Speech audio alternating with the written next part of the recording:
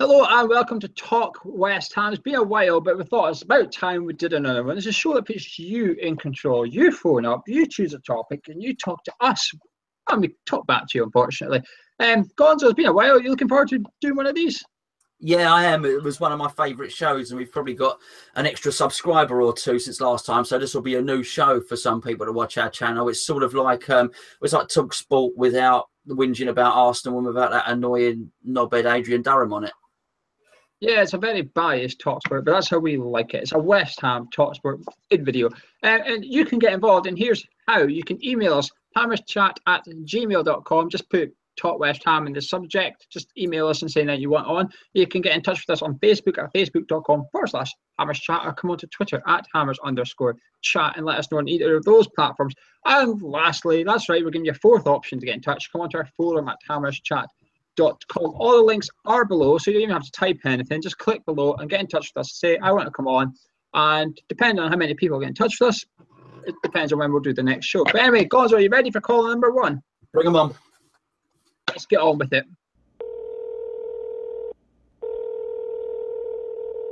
Right, caller number one, what's your name and what are you here to talk about? Tom, otherwise known as Mystic Badger. I think for me, it's talking about the Hammer of the Year candidates, really. Looking at who we've got, I think there's three definites in there. I think you've got Antonio, Winston Reid, and Obiang are our three definites. But if he stays on form and fit, I think Andy Carroll could be in with a shout. Who would you, if you had to pick one now, who do you think you'd be going for right now? For me personally, I think it'd be Winston Reid. Just for the fact that this season we've been crying out for a leader, and he seems to have stepped up from the back, playing alongside Ogbonna, who he probably knew was injured for quite some time. He took that extra pressure on himself as well during that time, didn't sort of let on and just tried to lead from the back. Antonio's getting all the plaudits at the moment for his goals, but I think Reid, with his leadership, is swinging it for me. That's a good point you make about Winston Reid taking Ogbonna's pressure, actually. It's not something I've heard anyone really say. Tom, you mentioned Antonio's goals there, though. Would you, going by your leadership thing, could you not say that Antonio's scoring is a sign of a different sort of leadership, that he's taking responsibility to be the man to step up to the plate and put in the net? Yeah, that is a good point. But I think Reid and Obiang are overlooked slightly because they don't get the goals. Their work goes almost unnoticed at times. What about yourself, Gonzo? Who are you thinking for Hammer of the Year so far? It's quite a popular topic right now, isn't it? Well, it's coming to that time, really, isn't it? So Tom's not said anything controversial there at all, has he? I mean, I think he's not really omitted anyone that should glaringly be in there. Let's say mine would be Winston Reid, but just for talk about him, Antonio is definitely in with a shout, and anybody that picks either, you couldn't really argue, could you? I think the thing with Antonio is, and you talk about leadership, and you said his goals a different type of leadership. What he does do, and I'm not sure of his leadership, but he certainly does bring a bit of character to the team. And when I say he brings character, he is a character. His goal celebrations, the way he interacts with the other players, he seems to bring an element of fun to the team as well. And that's only good for team spirit when you've got a lot of lads running around on the pitch, particularly when you're going through some tough times, which we just went through. So, you know, particularly with our sulky Frenchman who was previously there, if you've got someone like that on the training pitch, but then you've got someone who's quite fun, having a joke and having a laugh and doing all the banter, then that's going to be really good as well. If you can, you know, add that to the goals, then, you know, he really is such a vital asset for West Ham. Winston Reid for me, as I said, he was shaky when he first joined, and I think it looked as though it was going to, I think it was 4 million. It looked as though it would be 4 million probably wasted at the start, but I don't see too many better centre-backs in the Premier League than Winston Reid. He's played on the right side of the two, he's played in the back three, and now he's playing back on the left side of a two. He's got leadership qualities, reads the game well, interceptions, tackles, scores some goals, important goals as well sometimes, vital winners. Yeah, Winston Reid, absolutely fantastic player.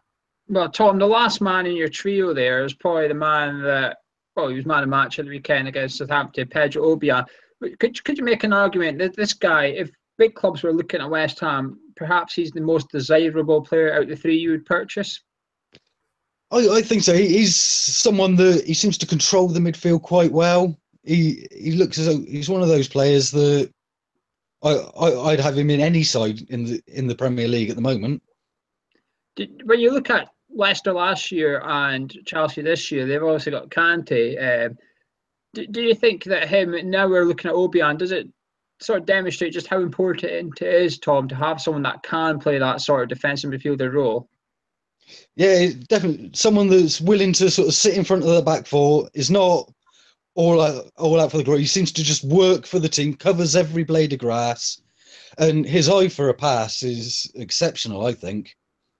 And lastly, Tom, if Andy Carroll's fit since the start of the season, he was playing like this since the start of the season, would he be a Hammer of the Year, probably? I think if he shows the form that he'd been showing since he's been back from his injury, if he'd shown that all season, I think, yeah, he would have been probably one of my top two.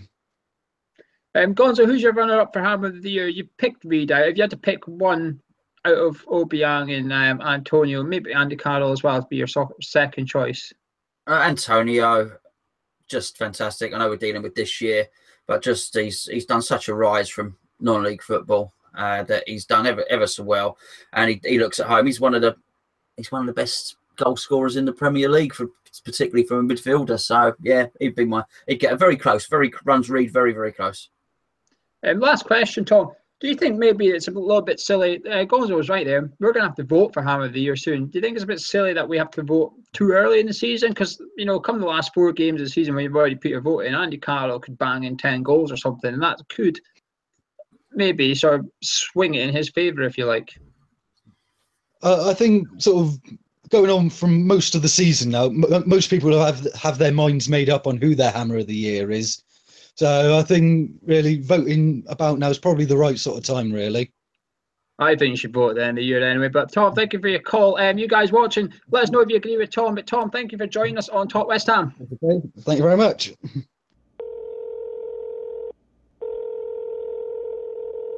Right, it's time for our second caller. He's a more familiar face if you watch this channel regularly. Caller number 2, who are you and what are you here to talk about? So I'm Jason. I'm a somewhat regular appearances on Hammer's Chat, of course. So the question I've got for you guys here. So after the initial impression of Obiang this season, breaking into the first team and solidifying and having a standout season, is there a player that you've got earmarked or would you like to see make a similar sort of breakthrough and why? Well, before I go to Gonzo while he's got his head bowed and thinking, you've obviously got a player in mind, Jason. So let's hear your player that you've got in mind. So the player I got in mind, I mean, if you remember from the season preview that we had, and I was quite excited to see a bit more of Havard Nordveit. Obviously, I know things have not quite gone to plan with him, but I still hold out hope. I mean, we all sort of had the same sort of hype when Obiang came in. He sort of went under the radar. Didn't really feature that much, of course, with the amazing season we had, but he's come on strong this year. I think he needed that year to settle and bed in, obviously coming from the Italian league as well. And I have a feeling Nordveit definitely has a lot more to offer. I mean, I don't know if you guys have seen the video of, was it Mark Noble saying nonsense while everyone's doing like, those sort of long-range shots outside the box. And Nordveit really impressed me during those as well. You kind of look away from him after you just listen to Noble, but every shot he was pinging in was definitely going to the top corners here, there, and everywhere compared to everyone's sort of scuff shots into the bottom corner. So he's definitely got that in the locker, and we know he was known for that. And we've not really seen him in his natural position. So he is someone I'd like to see perhaps feature a bit more once we got our safety in the Premier League and perhaps let him settle in and hopefully have a decent impression, much like Obiang.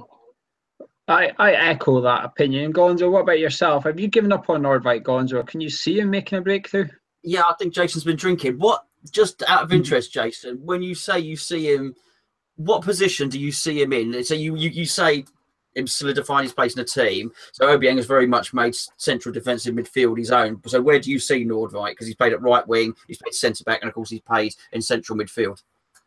Well, to be fair, he was brought in as a central midfielder. He was in that partnership with Granit Xhaka in Borussia Mönchengladbach. And we played him like once there, I think, during the Domjali game. And everywhere else, he's been shoehorned on the right-hand side, as you said, right back, centre back. And you can tell he probably sort of has been a bit nervous when put in these positions. Well, you saw where he made the catastrophic error against Tottenham, but we can't hold it. Well, you know, it's obviously out there, but he's not really had a fair crack in the plays that he naturally plays. And well, I was hoping he was going to get a bit more of a chance when Kouyaté was in the African Cup of Nations, but I still feel like he's got something to offer in that regards. Well, I don't think he's going to make it in that position. The reason I don't think he's going to make it in that position because my choice is hopefully going to cement his place in that. And that is, I think Fernandes is going to come through and really do something in the midfield. I think he is, he's a big, Nordvigt's a big boy, but he's a big boy, Fernandes. And I also think he's got an athleticism and about his game. I just think he's a future. I'm not entirely sure Nordvigt is gonna make it at West Ham. Never mind cement himself to the extent that Obiang has. I'm open to be improved wrong, but I just think when everyone is fit, I would like to see Fernandes put in there and given a run at central midfield. Even though, like Nordvigt, he's been shoehorned in. He's played right wing back and amongst other positions. So that would be my choice. Not only do I hope he will do it, I can actually see next season him actually doing it and cementing his place in the team is possibly our best signing from the summer. So Fernandes was brought in an attacking midfielder type prospect, Gonzo, but you think he should actually be playing centre midfielder? Oh, I absolutely, yeah. I very much see him. I think he's athletic. I think he get forward, get back, and I saw a different side to him when he played in that sort of right wing back, right back role. I think he showed, whilst positionally he might not be able to take up the positions as a defender, in terms of fetching and carrying, getting back, blocking. We need a box-to-box midfielder, I think, at West Ham, particularly if we're going to play two, and someone needs to get up and down, and I think that he can do it. We know Kouyaté has got the athleticism to get up and down, but he probably hasn't got the overall footballing technique. He hasn't got the tech, as they say, whereas I do think Fernandes does have the athleticism and the ball control and some decent passing as well that he can play in the middle. So, yeah, I can see him playing central midfield. The reason I asked that is because that's my choice. The worst thing is when I first thought who can make a breakthrough, our record signing came to my head. Maybe Andre Ayew could be the next breakthrough. It's quite bad that. But also Feghouli, but I think he's sort of starting to do the little part of the breakthrough. He's certainly doing the first bit of it. It's can he carry on and really break through? But Fernandes is mine as well. And I too like to convert to centre midfielder. I think he's got composure on the ball, and that's what we like. Jason, we're saying Fernandes. What do you think about Fernandes? Oh, don't get me wrong. We are not short of options in like fringe players that we want to see make that next step up. I mean, if it wasn't for, losing Payet, I would have definitely said I'd like to have seen more of Feghouli on the, on the right hand side, and he's definitely showcasing himself and building in confidence in each game. It's a very open-ended question, so we're all going to have differing opinions on it. But I think it's a good question. It was a good question, certainly. But I'd be stalling for a few seconds anyway. And last question, Jason. Does the fact that we can pick out a variety of different fringe players to make the breakthrough show that come the summer, we don't need to buy any more fringe players. We only need to buy quality for the first team only? Oh, absolutely. I think we've learned our lessons from the summer where we went with quantity over quality, albeit packed up with a couple of loan signings. I feel like we just need to disregard the loan system and just go all out and get some big top names, 2 or 3, I'd say.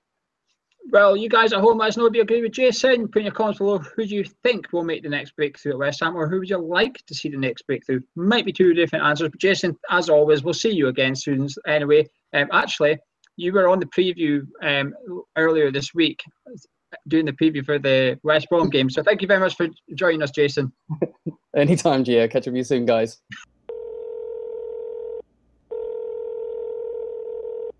Time for caller number 3. Caller number 3, who are you and what are you here to talk about? John, JP Hammer from the forum. I was thinking about it last night. Bilic. He's been given a bit of unfair treatment, I think, because we've had a very hard season on and off the pitch. Now, obviously, at the beginning of the season, the owners had kind of bigged up the whole moving to new stadium and we're going to go to the next level. And obviously, they fed us they fed us a whole new dream, but also they've made it harder for Bilic because a lot of fans have fallen for that and have been basing the season on that. And I think with this talk of Mancini and the new manager coming in, I think it's extremely harsh to say to Bilic, well, actually, you haven't met the expectations this season. We've had a poor season. you've had a lot of stuff to deal with that is out of his control. See you later. We're going to get somebody else in. Yeah, just to welcome to Top West Ham, John, but just to play devil's advocate, have they actually said to Bilic, you're not hitting expectations here, etc.? No, but then obviously with the Mancini in the week, inviting him into the stadium, obviously the whole Man City, seems a bit convenient to say to him, oh, you're here to see Man City. Also read, I think it was 2 days ago in the paper, that Mancini's come out to say he's rejected offers from China and he's waiting for an offer for the Premier League. Now, I don't know how much that is him actually quoting it because it's newspapers or whether they've twisted the words. But it seems to be no indication from the owners that they want to keep Bilic at the club. What's your personal opinion on this one? He's got just over a year left. Summer 2018, his contract's currently due to expire. Would you hand him a new deal now? Would you wait until the summer? Would you wait until halfway through next season? What would you do if you were in the chairman's position right now? What I'll do is back him in the transfer window. As we've just discussed before, you've mentioned about Defoe. Back him in the summer, get the players in early, let him have a normal pre-season with the players. Keep it all quiet. We don't want all the speculation for the whole summer. Try and get everything else off field all sorted. So we have a nice quiet pre-season. You can work on the team, work on the shape, because obviously Gonzo, I mentioned to you after the City game that we were too narrow in the fitness, and give him a chance to sort out the fitness, because that's a big issue that he needs to sort out. But give him time, just quiet off season, because obviously last pre-season we had Europe, we had stadium move, an awful lot going on for most managers you don't normally get. Yeah, me and Gonzo discussed this in length over our last cup of tea, which is on the channel. I'll put a link to it below. But Gonzo, very quickly and stuff, what are you thinking about what John's saying? Well, the one we have spoken about that in depth. What we've not spoken about, though, is almost the last point that John alluded to, and that was the fitness. Now, what the board are doing is they're playing a game that they always play, which is don't offer people anything mid-season, let someone's contract run down, and either offer them a new one or don't offer them a new one. That's clearly what's going on here. Now, if you remember towards the end of Sam Allardyce's, so Sam Allardyce did 4 years. At the end of year 3, they were happy with a lot of stuff, but they were not happy with Allardyce and the way he was purchasing players. So David Sullivan brought in Tony Henry, and they made a very, very public statement. We will be taking a more hands-on role. And they did. And that was the season we brought in Kiate and Cresswell and Sacco and whatnot. And it worked. And I just thought that with their manager, they took control in an area where they needed to take control. What I would like to see the board do, and I don't want to see Bilic get sacked, but he's certainly weak in a couple of areas. And one of them is fitness. And in the same way that they took control of the Allardyce situation, I would like them to take control of Bilic's situation and say, here's a... Do you know what they did? They did it with an attacking coach as well, didn't they? They said, Allardyce, you need an attacking coach. Actually, they didn't just do it with players. They told him to employ one, and he employed Teddy Sheringham. I think they need to insist that he needs a fitness coach, a top fitness coach from Italy, and that's what he needs to do, and that's what I would like to see done. I think it might be undermining him. I understand that, but I also think it would give Bilic every chance to succeed. Very quickly, John, running out of time. Do you agree with what Gonzo's saying there? Yeah, definitely. It'd be nice if they give a bit more control of transfers back to Bilic, but insist fitness coach get one in. I don't know about that one. I at the end of the day, we're 8th in the league right now. We're 9th in the league. We finished 9th. Then if it's not fixed, don't try and fix it yourself. Sorry, if it's not broken, don't try and fix it. And while the fitness is a concern, I've been watching Liverpool this last month. Those players look burnt out already. It's February. I bet you no one's going to tell Klopp he's got to get a fitness coach in. I don't know. I think Bilic has earned enough respect to be given the range. With Allardyce, we were scraping 1-0s, etc. And the fans were demanding more attacking football. I don't really hear much fans demanding more running from the players, if you like. But let us know what you think. That's been John. John, thank you very much for coming on, and Talk West Ham. Thank you for your views on Bilic, and hopefully we'll see you again in the future. Cheers. Cheers, John. Cheers.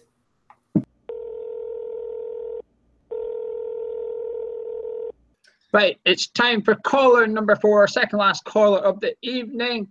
What's your name? It's Gareth. Well, welcome, Gareth. Now, Gareth doesn't have a topic. Gareth does not have a topic. He's asked me to choose a topic for him. He doesn't even know the topic. And I've decided, Gareth, you're going to talk about two of our youth players. I think it's crucial that this summer we decide what's happening to Reece Burke and Josh Cullen. Them two are tearing up in their teams respectively. And I think they're now coming to an age where we have to decide we back them, give them a 5-year deal and get them in, or do we loan them out again, or do we cut our losses? What do you think, Gareth? Is this a crucial time for those two players? Yeah, I think it is, to be honest. I think coming into the new stadium, you wanted to see maybe one or two of them sort of start breaking into the first team. I know for a fact Josh Cullen is absolutely flying at the minute on loan, and he's really rated highly. And the same for Burke as well. I think it all depends on who's the manager and whether they fancy the young players or not. Obviously, Oxford's just gone to Reading. So for me, I would like to see next season a few of them pushing on into the first team. There is sort of a theme in the last few years where a lot of the young players have sort of faded out and are now playing in League Two, and then they haven't really made it. So I would like to see Cullen and Burke especially sort of break into the first team next season. Yeah. If you had to put your money on one of those two breaking into the team, which one would you put your money on? Who do you think's more ready for West Ham?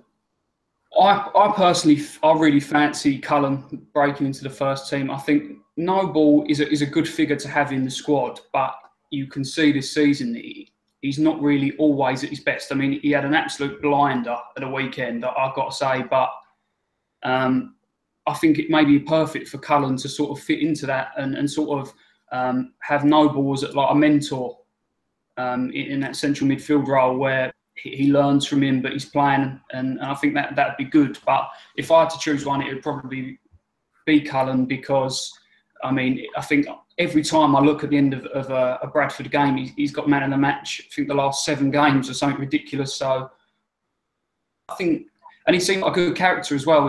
A few of them, I think, have already got too big for their boots before they've even made it, and he seems very sort of down to earth, and it looks like he wants to learn as well. So yeah, it'd probably be him.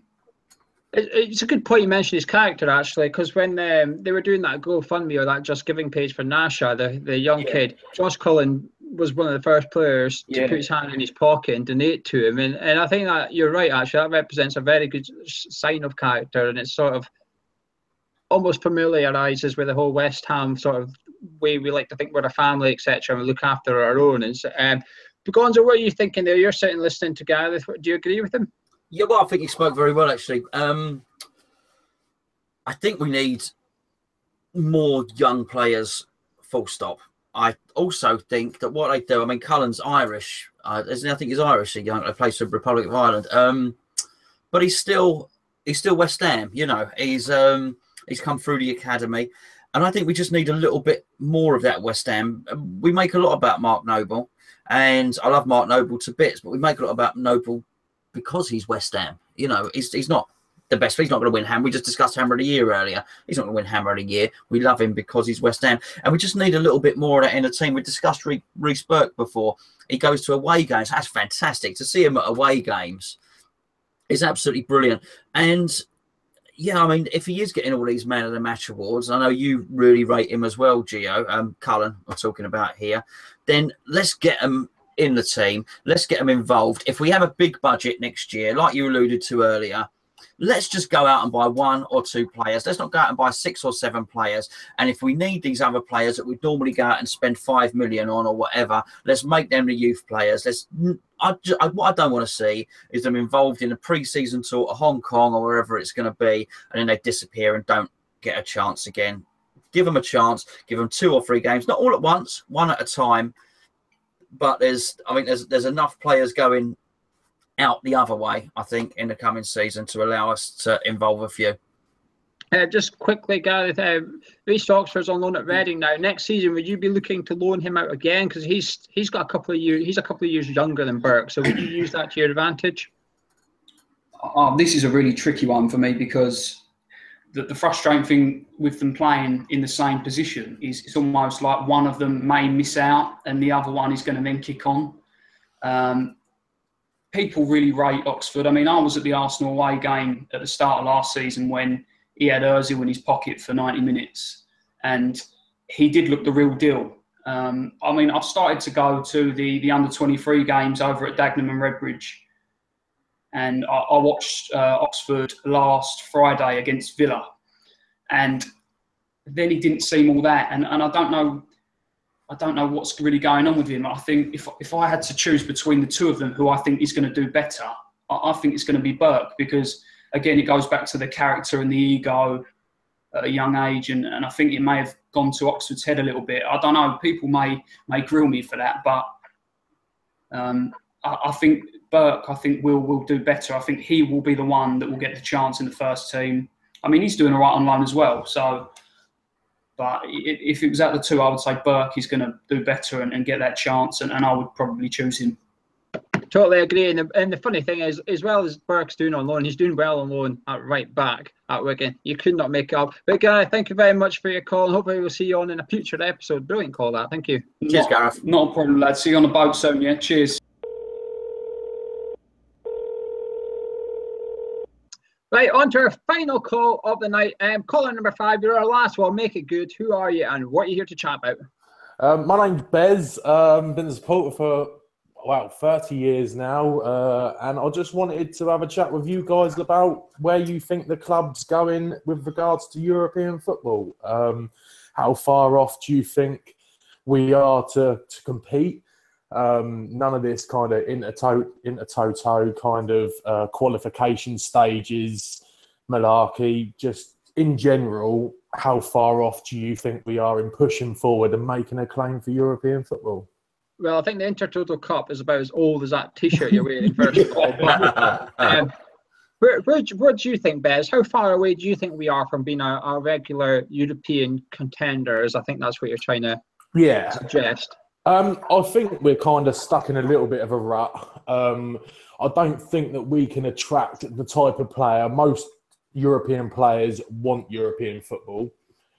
We can't offer that. So I would hope that the club had a three-year plan, maybe. I know when Sam got sacked, it was kind of like a big, right, we give the club a little plan to move forward, hope for European football, and it hasn't quite worked out. So I would like to think within 3-year period that we could maybe push forward and try. I mean, I'm just being realistic here, guys. I'm just saying 3 years because obviously next year is going to be doubtful. Well, I can't see us squeezing any European place this year. Maybe next year for qualification if we can have a good season and then go from there. Gonzo, it's a good question because I think when the current crop arrived, they said a 5-year plan for Champions League football, and we're now 7 years into it and we're still not in European places, which I don't think anyone really thinks is a bad thing. I don't think anyone sees it as a failure as such, but how far off do you think we are in terms of being what Bez has suggested, sort of when you go to the bookies at the start of the season, who's going to qualify for Europe? You've generally got West Ham up there and you're thinking, I'm going to have a wager on this. Well, yeah, it depends whether you want to get off on a technicality or not. So season before last, we qualified through the financial FIFA Fair Play. We're talking about Champions League. We're talking about proper European football here, I take it. Top 4. I think he's talking about Europa League, i.e. 5th and 6th in the league. Usually. Yeah, I mean, I would settle for Europa League by all means. One step at a time, maybe Europa, then Champions League. I mean, I think the Champions League would be a bit more further off than Europa League, but at least showing some indications that we are contending for that. Well, I'll tell you, I think that there are certain parameters that have to be met. So I think Europa League really is 5th plus FA Cup winner plus League Cup winner. Then I think if one of the people that are in the top win the League Cup, then 6th get it. So, and so on and so forth. So the season we were in 7th, but we got through. But really it starts off 5th place gets it. So really what you're asking is how far are we off from the top 5? And we're a million miles away. And if it's 3 years, then forget it, because it's just not there. And if what we're waiting for is this huge revenue from the stadium to kick in, well, it better kick in. It better kick in a big way, because last season we were talking about getting a 25-goal striker in, or whatever, 20-goal striker in. They cost a lot more than 20 million, really, those guys. You've only got to look at what Higuain went for, and that was 80-odd million, and he was not a young man, Higuain, but they know to score goals. That's what a top striker will cost you now. You'll see Diego Costa's probably going to win the Golden Boot this season, I guess. If anyone to sign him, it'd cost 60, 70 million. Griezmann, it might be going to Man U. Again, it will mirror the Pogba deal. So if what you're asking is, what are we going to need to compete with those teams? Well, a lot, particularly when you consider that one of those teams that you might traditionally think of as a big team, maybe Liverpool, maybe Arsenal, maybe Man U or something, will finish outside of that top 4 or 5 this season. And look at the money they've got. I think we're a million miles away, Bez. Yeah, I think you need a bit of luck, and I think you need a bit of luck in the transfer window. I don't agree with what you said at the start. You said that we can't attract players good enough for Europe. I don't agree with that, because I think actually when you take our own club for an example, I think Winston Reid, I think Obiang, funny enough, the Hammers years we just spoke about, and plus a couple more like Lanzini, I think they're good enough to play European football. So there is European football talent in the Premier League that don't play for the top sides. But the problem is, as Gonzalo's just alluded to, you've got to open the checkbook to go get them. And they ain't going to come cheap, especially when you're a Premier League rival, etc. And then when you start looking away from the Premier League, it becomes a gamble. And like every gamble, you'll win some, but you'll lose a hell of a lot more.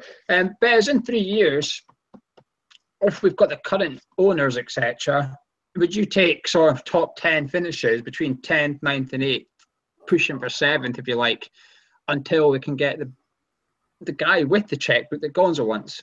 I mean, probably being a West Ham fan and knowing that that's a big achievement for us and has been for 20 years, I suppose that, yeah, I would take that in general.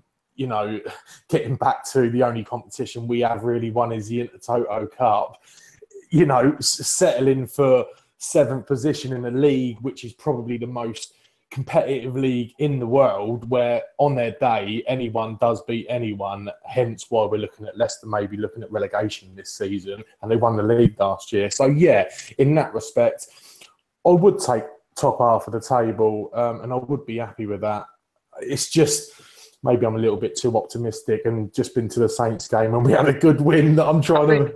I think we do need to just accept top half, unfortunately, as being, and there's no shame in that. There's absolutely no shame in that, because like Gonzo just said, like everyone else knows, top 6, I've got the top 6 sewn up. Everton are doing their best to get in there, but they've got an £80 million striker. They have a manager who's capable of managing a top 6 club, etc. But what I will say, Bez, is last question. Do you think maybe we have to become a cup team for the next 3 years? I think we certainly have to take it a bit more seriously. What is disappointing is I think that it's there for the taking, considering the top 5 or 6 are putting out the sides that they're putting out.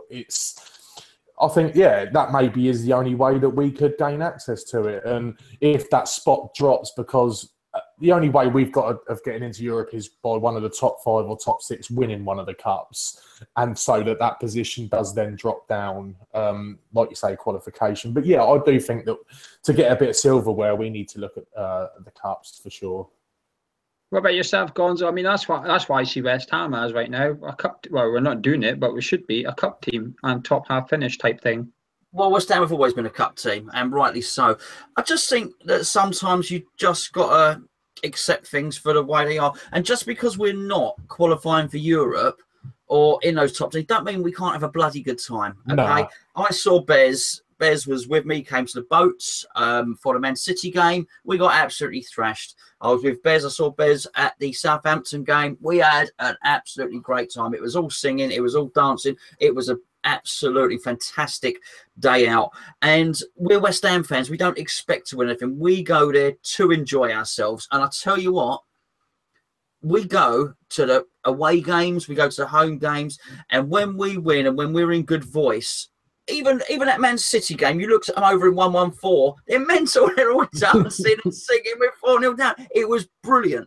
And that is what we're about. Because I tell you what, if we did get to Wembley, I went to the Millennium Stadium in 2006, and even though we lost, It was a day to remember. Make no mistake about it. We're West Ham fans. We've got proper fans, brilliant fans. If we do get to Wembley, we would make it a day to remember that nobody would ever forget. And I tell you that now. I'll tell you something now. We would enjoy that day out in a cup final more than other clubs would enjoy winning the Premier League or other things. We'd rejoice. We wouldn't stop partying. So, yeah, Gio, I think we should be a cup team, but also think we should enjoy every win.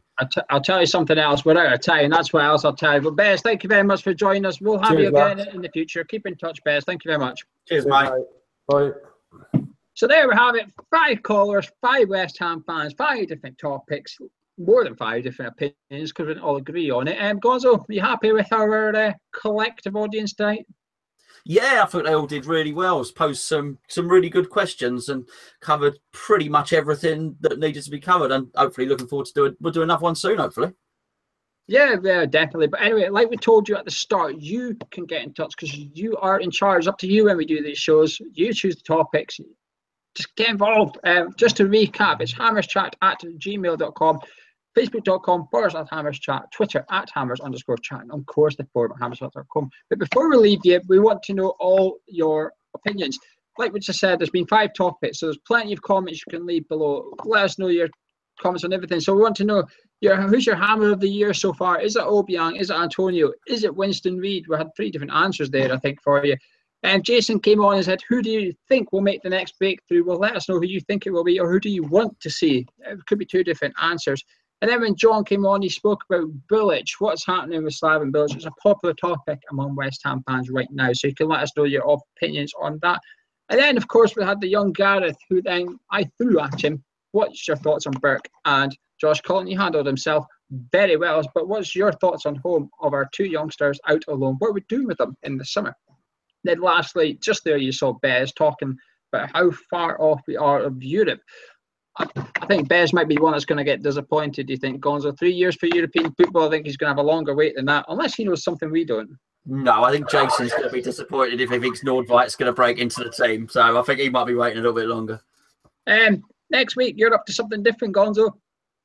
Next week, I've got a good show. I want to say a good show. I hope it's a good show. It's a new show. It's a new concept. It's something, again, lots of people can get involved with. I'm probably going to need your help as the show rolls on to make it a bigger and better show. It's a bit hush-hush, secret squirrel at the moment, but we'll let you know via the normal social media platforms when it's about to come out. And to make sure you don't miss any of the new shows we've got coming up, hit the subscribe button while you're here. Or if you're watching this on our website, youtube.com/HammersChat. Anyway, until then, we'll see you in the next one. We've got loads of stuff coming out, as we said. Join us on the forum at HammersChat.com. Thank you very much for watching. It's been Talk West Ham.